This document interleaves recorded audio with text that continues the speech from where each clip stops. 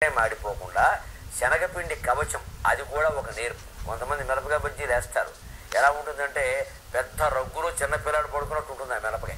అలా ఉండకూడదు.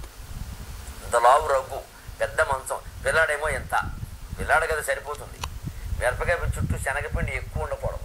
శనగపిండి ఎక్కువ ఉంది అంటే శనగపిండి ఇక బజ్జీ ఏముంది, అందులో మిరపకాయ ఉంది.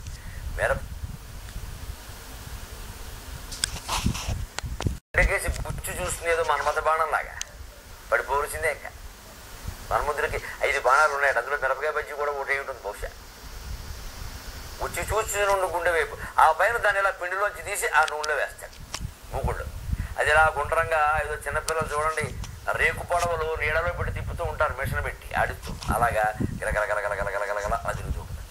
అలా తిరుగుతూ ఉంటే ఈ చూసేవాడికి కడుపులో రసన అడి కథల సాగు, వీడి కడుపులో రుచికి సంబంధించిన నాడి కూడా ఇలా గరగరగరగరగర తిరుగుతుంది. తిను తిను తిను తిను, తర్వాత ఏమొచ్చినా సరే ముందు లాగించేయి అన్నట్టుగా ఉంటుంది. శనగ కవచము అని అందులో చూడండి, మళ్ళీ ఎక్కువ వేగకుండా మిరపకాయ మాడిపోకుండా శనగపిండి కవచం, అది కూడా ఒక నేర్పు. కొంతమంది మిరపకాయ బజ్జీలు వేస్తారు, ఎలా ఉంటుందంటే పెద్ద రగ్గులో చిన్న పిల్లాడు పడుకున్నట్టు ఉంటుంది ఆ మిరపకాయ. అలా ఉండకూడదు. ఇంత లావు రగ్గు, పెద్ద మంచం, పిల్లాడేమో ఎంత, పిల్లాడు కదా సరిపోతుంది. మిరపకాయ చుట్టూ శనగపిండి ఎక్కువ ఉండకూడదు. శనగపిండి ఎక్కువ ఉంది అంటే శనగపిండి ఇక బజ్జీ ఏముంది, అందులో మిరపకాయ ఉంది. మిరపకాయకి ఊరికే పిండి అలా అంటించినట్టుగా ఉండాలి. మిరపకాయ కూడా కొంచెం అక్కడక్కడ కనపడుతూ ఉండాలి. అలా పలచగా పకోడీకి పూసినట్టుగా మిరపకాయకి పిండి పూయాలి, కానీ అందులో ముంచి ఓసారి అలా తేల్చాలి. అంతేగాని ఇంత పిండి దానికి అద్దకూడదు, పట్టుకెళ్ళి ఏదో కవచం కింద అలా చేయకూడదు. శనగపిండి ఊరికే ఎందుకంటే కవచం, ఎందుకని మిరపకాయ పూర్తిగా వేగిపోయి కాలిపోకుండా అలా ఉన్న మిరపకాయ రుచిగా ఉంటుంది. అలాంటివి రాక నేను తినడం మానేశాను, నాకు చాలా ఇష్టం బజ్జీ, కానీ అలాంటివి రావట్లేదు, తినడం మానేశాను. ఎవడో ఇంత పిండి ఉంటుంది, దాని మధ్యలో ఎక్కడో ఉంటుంది మిరపకాయ, వెతుక్కోవాలి ఎక్కడుందని, మళ్ళీ చార్జీలో చూడాలి, మిరపకాయ కనపడలేదు. అలాంటివి పనికిరావండి. సలసలా వేగుచో కడుపులో రసనాడి కథల సాగు, అప్పుడు అటువంటి మిరపకాయ కాస్త పలసగా పిండి దట్టించినటువంటి మిరపకాయ తీసుకుని ఒక్కసారి ఇలా కొరికితే మరి ఆ కారానికి ముక్క కొరికినంత ముల్లోకముల యాత్ర చేత పైసా లేక చేయగలడు. ఇవాళ నైమిషారణ్యం వెళ్ళాలి అంటే 9,000 రూపాయల టికెట్, అన్నీ మేమే అనేది చెబుతున్నారు. కాశీ వెళ్ళాలి అంటే 50,000 రూపాయల టికెట్ అనేది చెప్తున్నారు. డబ్బు లేకుండా ఎవరైనా యాత్ర కుదురుతుందా? కానీ ఒక్కసారి మిరపకాయ బజ్జీ నువ్వు కొరికావంటే బుర్ర తిరిగి కళ్ళు తిరిగి 3 లోకాలు కనపడతాయి. రూపాయి ఖర్చు లేదు, నువ్వు బస్సు ఎక్కర్లేదు, ఇంకా కళ్ళు తిరుగుతాయి. అందులో అన్ని లోకాలు కనపడతాయి. అబ్బో అన్ని లోకాలు తిరిగారు, ఇంక అన్ని లోకాలు కనపడ్డాక ఇంకా నైమిషారణ్యం అనవసరం 9,000 కలిసి వచ్చింది. మిరపకాయ బజ్జీ ఎంత? 2 రూపాయలు. 2 రూపాయలతో యాత్ర స్పెషల్ బస్సు ఎక్కినట్టే సరదా కవిత్వం ఉంటాయి. నువ్వు పైసా లేకుండా యాత్ర అంతా చేయొచ్చు. ఇంకో విశేషం ఉందండి, ఎవరైనా డబ్బులు ఎందుకు ఖర్చు పెడతారండి? ఆనందం కోసం, అంటే ఆనందించడానికి, నవ్వడానికి, అంతే కదా. ఆనంద బాష్పాలు రాల్చాలి, పడి పడి నవ్వాలి అని ఖర్చు పెడతారు. ఎంటర్టైన్మెంట్ ప్రోగ్రామ్ అనగానే వందల టికెట్లు పెట్టుకుని కొంటూ పెడతారు. అందుకని ఈ ఏడుపు కొట్టు ప్రోగ్రాం అంతా ఏదో విషాదాంత నాటకం అంటే ఎవడు వెళ్ళడం, ఈ ఏడుపు ఎందుకు సంత. కానీ మిరపకాయ బజ్జీల్లో గొప్ప తత్వం ఏంటంటే ధనము వెచ్చించి కన్నీళ్ళు కొనగజేయు. డబ్బు వెచ్చించి కన్నీళ్లు కొనుక్కుంటున్నామండి. మరి 2 రూపాయలు పెట్టి బజ్జీ కొనవా? ఓ పక్క నీళ్లు గారిపోతుండే, ముక్కమ్మ నీళ్లు గారిపోతుండే, కళ్ళ వెంట నీళ్లు గారిపోతుండే, ఇంకో 2 అండమండి. ఇవి ఉన్నది ఇంకా ఓ 25 రూపాయలు అయిపోవాలి. ఇక్కడ ఓ పక్క స్కూటర్ మీద ఉంచునే ఉంటాడు, ఈ ఇస్తరాకులో పెట్టిస్తాడు, ఇవిలా తింటూనే ఉంటాడు. ఇంకోటి ఆ వేడి బజ్జీ ఎలా అంటాడు. అసలు మిరపకాయ కారం ఒకటి, ఈ వేడి ఒకటి, ఈ వేసవకాలం వేడి ఒకటి, పైగా వేసవకాలమే ఎక్కువ వస్తాయి.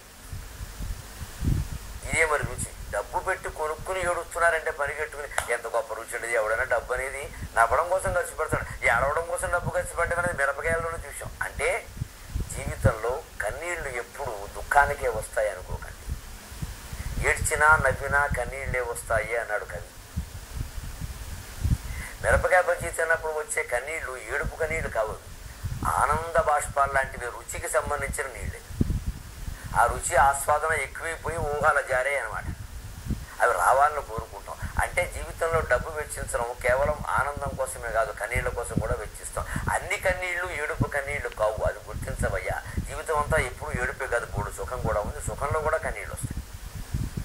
డబ్బు పెట్టి కొని ఏడుస్తున్నాం, మరి ఎంతకంటే విచిత్రం పెట్టండి. కానీ అసలు చమత్కారం చివరిలో చెప్పాడు ఇక్కడ కవి.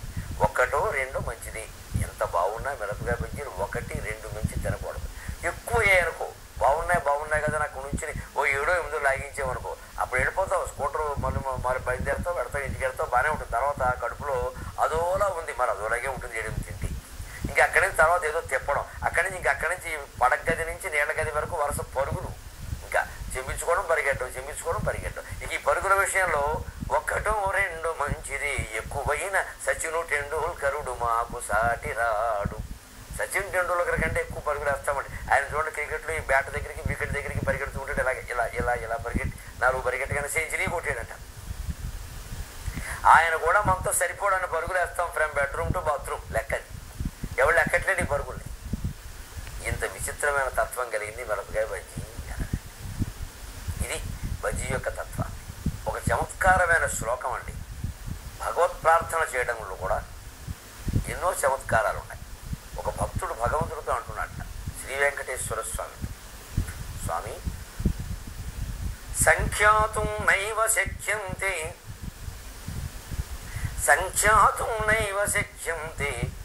గుణాదోషాశ్చ స్వామినః. సంఖ్యాతుం నైవ శక్యంతే గుణాదోషాశ్చ స్వామినః. ఆనంత్యాత్ ప్రథమో రాశిః అభావాచ్చ ద్వితీయకః. ఇందులో మొదటి 2 పాదాల్లో ఒక విరోధం ఉంది, వైరుధ్యం ఉంది. అది తర్వాత 2 పాదాల్లో తొలగిపోయింది. దీన్ని విరోధాభాస అలంకారం అంట. అంటే పైకి మొదటి వినగానే ఇదేమిటి, ఇదే మాట, అర్థం లేకుండా మాట్లాడము అన్నట్టుగా అంటాం. కానీ తర్వాత వింటే ఓ ఇదా, ఇందులో ఉండే చమత్కారం నిజమే, నువ్వు చెప్పింది అంటాం. ఇదే విరోధాభాస అలంకారం. అంటే మన మామూలు మాటల్లో చెప్పాలి అంటే, నువ్వు మనిషివా అన్నాం, వెంటనే ఆవిడ కోపం వచ్చింది. ఏమిటే ఏం మాట్లాడుతున్నారంటే, నువ్వు దేవత అన్నావు అనుకో, అయిపోయిందంటే. నువ్వు మనిషివా అన్న భావాన్ని బట్టి ఏమిటి, రాక్షసి అంటాడేమో అని భయపడిపోయింది ఆవిడ. ఏమిటి ఏం మాట్లాడుతున్నారు, ఎంత పశువువా అంటాడు. నువ్వు దేవతని అన్నావు అనుకో, అయ్యి బాబాయ్ అదా మీ భావన అంటారు. మరి అదే విరోధాభాష. మనిషివా అనగానే విరోధం వచ్చింది. ఏ మనిషిని కదా పశువునా అని. లేదు దేవతని, నువ్వు లేకపోతే నేను ఉన్నానా. ఇది మాట్లాడే విధానం, చమత్కారం. అలా ముందు చూడండి, సంఖ్యాతుం నైవ శక్యంతే గుణ దోషాశ్చ స్వామినః.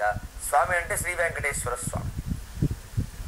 స్వామి నీ గుణాలని లెక్కించలేం, నీ దోషాలని లెక్కించలేం అన్నాడు. అంటే లెక్క పెట్టలేనన్ని దోషాలు ఉన్నాయా స్వామిలో? అర్థం ఉందా మాటకి? నీ గుణాలు కానీ దోషాలు కానీ మేము లెక్కించలేమయ్యా అని ఉన్నాయి అన్నాడు. అంతే కదా. సంఖ్యాతం నైవ శక్యంతే, మేము సమర్థనం కాదు లెక్క పెట్టడానికి.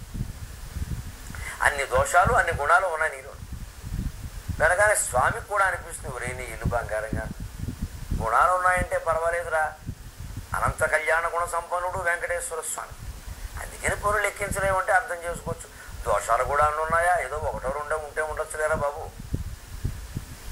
వెంకటేశ్వర స్వామిలో ఉన్న పెద్ద దోషం ఏంటంటే, మొహమాటం లేకుండా చెప్పాలంటే, తన కళ్ళ ముందే ఘోరాలు నేరాలు జరుగుతున్నా పట్టించుకునే వాళ్ళకి శిక్షణ వేయలేదు. మనకి బాధకం. టీటీడీ సొమ్ము ఎన్ని రకాలుగా దుర్వినియోగం అయిపోతుందో రోజు పత్రికల్లో వార్తలే. ఒక్కోసారి అనిపిస్తుంది, స్వామి ఏం చేస్తున్నాడు, వీళ్ళు పంట శిక్ష కూడా వేసేద్దా, అప్పుడు కదా దేశంలో భక్తి ధర్మం నిలబడేది అని మనకి బాధగా ఉంటుంది. అందుకని స్వామి అన్నట్టు మూరో 4 దోషం ఉంటే అది ఒక్కటేనాయనా, పట్టించుకోలేకపోతున్నాను ఇవన్నీ, ఏమిటో ఏమీ చేయట్లా, ఏదో చేస్తే సరిపోయింది. ఓసారి చూడటం కూడా విసుగొచ్చేసింది నాకు. అందుకే నామం కిందికి జరిపేసుకున్నాను. నేను కళ్ళ మీద కంట వెంకటేశ్వర స్వామి కళ్ళ మీద ఉంటుంది నామం. ఎందుకు ఉంటుందంటే, ఇందుకే చూడలేక, ఎదురుగా ఉండే ఘోరాలు నేరాలు చూడలేక కళ దించేసుకున్నాను నామం. నేను చూడడం నాకు ఎందుకు వచ్చింది, నాకేం కనపడలా, మీ దాన్ని మీరు పోండి. ఎందుకంటే ఆయన మనకు కనపడడం కూడా కష్టమే తిరుపతిలో, మనం ఆయనకు కనపడడం కూడా కష్టమే నామం ఆడటం ఉంది కాబట్టి అని అనుకోవచ్చు సరదాకి. అందుకే నాలో దోషం